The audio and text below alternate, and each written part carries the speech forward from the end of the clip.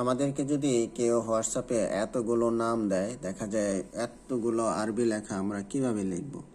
তো এটাকে আমরা প্রথমে এইভাবে সিলেক্ট করব। পুরো হোয়াটসঅ্যাপে যে নামগুলো দিয়েছে সবগুলো সিলেক্ট করে কিবোর্ডের মাউসের রাইট বাটন সিলেক্ট করে এই যে কপি করব। কপি করে আমরা চলে যাব আমাদের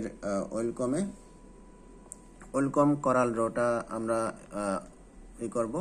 করাল ড্রটা ওপেন করব। দেওয়ার পরে আমরা এই লেখা এখানে ক্লিক দেব।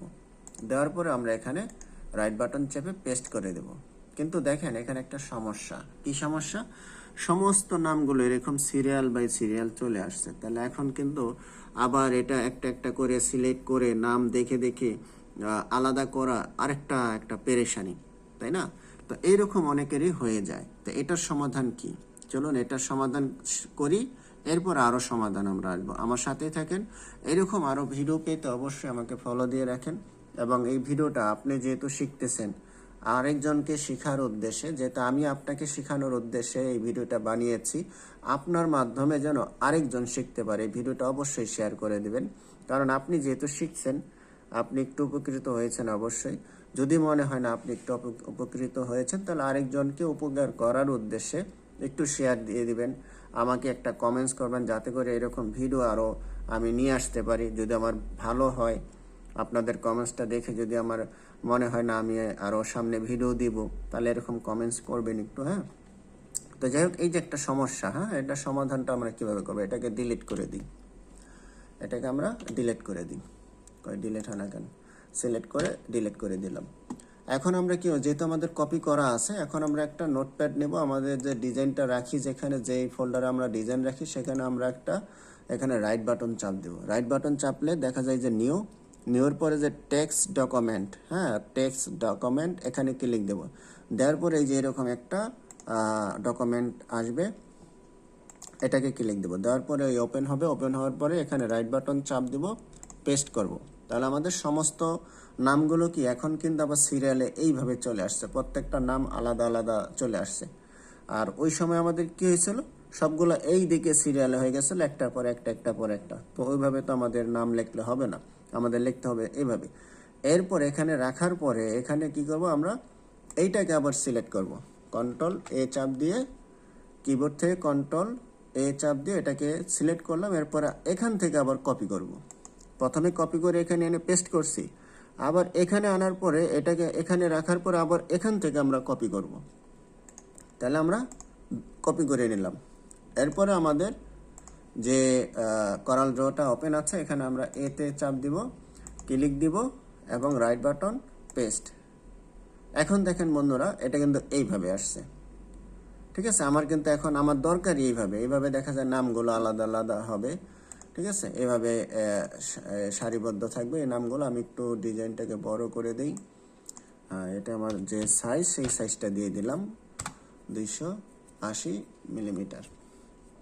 এখন আমরা এটাকে ডিজাইন দিতে পারি। আমাদের কোন নামটা লাগবে, এই যে উপরে লেখা আছে, এখানে আমরা ক্লিক দিব। এই যে এখানে আমার যে নামটা আছে, সেই নামটা আমি সিলেক্ট করব। আমার এটা সিলেক্ট করব হচ্ছে MCS দেওয়ানি এই যে দেওয়ানি চলে আসছে। এই যে দেখেন, আমি এই স্টাইলটা বানাবো। তো MCS দেওয়ানি, এটা হচ্ছে এই ফ্রন্টের নাম, এটা আমি দিয়ে দিলাম। এরপরে যে কাজটা আরেকটু গুরুত্বপূর্ণ কাজ, যেটার কারণে আমরা ডিজাইনগুলো নষ্ট হয়ে যায়, এখনই হচ্ছে সবচেয়ে গুরুত্বপূর্ণ একটি কাজ। খুব মনোযোগ সহকারে শোনেন, এতক্ষণ ধৈর্য ধরে যেহেতু শুনতেছেন, আর একটু মনোযোগ সহকারে শোনেন। এখনই হচ্ছে গুরুত্বপূর্ণ কাজ। এই পুরো নামগুলোকে আমরা যখন সিলেক্ট করব, সিলেক্ট করা অবস্থায় আমাদের এটা ওই যে উপরে দেখেন, উপরে এই হচ্ছে অবজেক্ট, হ্যাঁ, এই যে উপরে লেখা আছে অবজেক্ট, এরপরে নিচে আছে শেপিং, হ্যাঁ, শেপিং। এই যে ওয়েল্ড লেখা আছে, ওয়েল্ড লেখা। আচ্ছা, এটা আমি পরে দিই, আগে আপনাদেরকে দেখাই। এটা আমি যদি এই কাজটা না করি, তাহলে সমস্যাটা কি হয় এটা আপনি দেখেন। এটা যদি দেওয়ার পরে আমরা কি করলাম, আমাদের এই যে উপরে যে স্টিচটা আছে, আমাদের এই যে স্টিচ হওয়ার কনভার্ট করার, এই যে দেখেন পুরো নামটা, এটা এখন কি হচ্ছে আমাদের কনভার্ট হয়ে স্টিচ, এক ক্লিকে স্টিচ হয়ে যায়। দেখেন আমি এটা সিলেক্ট করছি আর ওই যে উপরে একটা ক্লিক করেছি, এই এক ক্লিকে আমাদের পুরো নামগুলো এখন স্টিচ হয়ে যাবে। আমাদের কষ্ট করে কিন্তু আর অক্ষর এই কিবোর্ডে চেপে চেপে লিখতে হবে না। একটু আমরা শুধু এখন একটু ওয়েট করব, আর এই সমস্ত এই ডিজাইনগুলো লেখা হয়ে যাবে।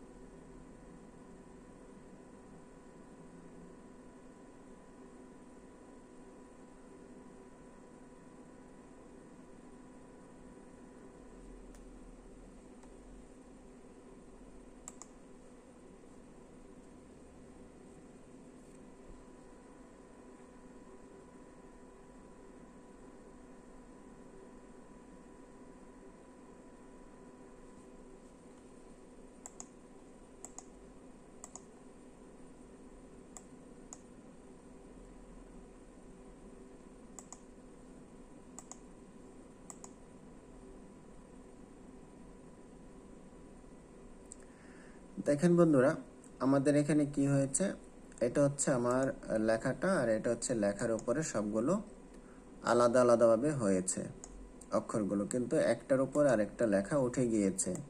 এই হচ্ছে আরেকটা সমস্যা। এখন এই সমস্যারও সমাধান আছে, পুরো ভিডিওটা দেখেন, এইটারও সমস্যার সমাধান আছে।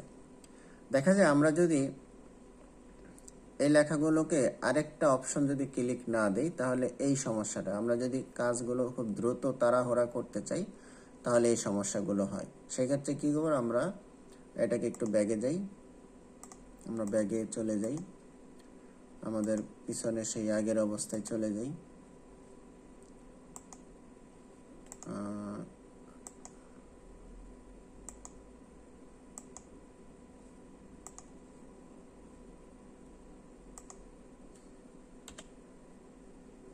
এটাকে আমরা, যেহেতু এখানে একটু সমস্যা, আমরা পুরো সিলেক্ট করে ডিলিট করে দিই।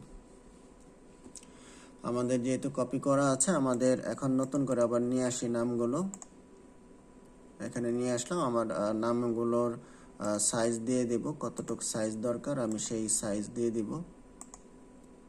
এটাকে সিলেক্ট করব, এখানে আমাদের 280 মিলিমিটার দরকার, এটা আমি বড় করে দিলাম। এবং আমার ডিজাইন এই কোন স্টাইলের লেখাটা হবে সেই স্টাইলটা আমি এখানে লিখে দেব, আমার MCS দেওয়ানি, এই স্টাইলটা আমার দিতে হবে। এখন যে কাজটা করব সেটা হচ্ছে, আমাদের এটা সিলেক্ট করা অবস্থায় আমাদের এই যে অবজেক্ট যাওয়ার পরে এই যে শেপিং এবং ওয়েল্ড, এটাই আমরা চাপ দেব।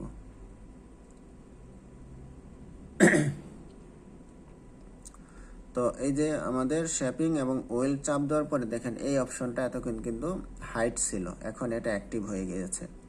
তো এখন কি করব, আমরা এইটাকে একটা ক্লিক দিব এবং এখানে একটা ক্লিক দিব।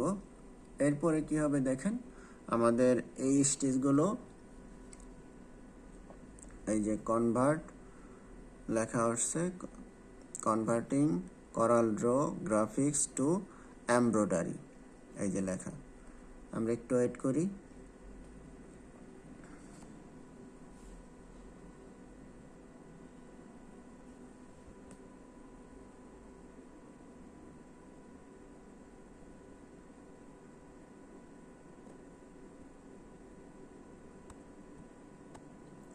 এই যে দেখেন আমাদের সফটওয়্যারে সবগুলো লেখা একটা ক্লিকেই চলে আসলো। তো এইভাবে করে আমাদের ডিজাইনগুলো আমরা খুব সহজেই এইভাবে আমরা কোরাল ড্রর মাধ্যমে লিখতে পারি, এবং এভাবে একটা ক্লিকের মাধ্যমে সমস্ত লেখাগুলোর স্টিচ দিতে পারি। এই যে, তো এটা হচ্ছে আমাদের স্টিচ দেওয়া, আর এটা হচ্ছে শুধু গ্রাফিক্সটা ওটা আর্ট করা।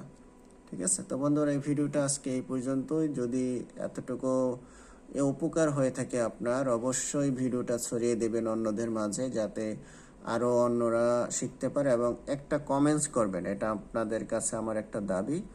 ভিডিওটা যেন আমি আরও উৎসাহ পাই, আপনাদের সুন্দর একটা কমেন্টস যদি পাই আমি আরও উৎসাহ পাবো নতুন নতুন ভিডিও দিতে। তো অবশ্যই একটু শেয়ার করে দেবেন আরেকজনের কাছে, যাতে সেও দেখে উপকৃত হয়, এবং আমার এই পেজটাকে একটু ফলো দিয়ে রাখবেন, যাতে করে আরও অনেক মানুষের কাছে পৌঁছায়। তো আপনাদের এতটুকু সহযোগিতা পেলে আমার আরও ভিডিও দিতে উৎসাহ পাবো ইনশাআল্লাহ।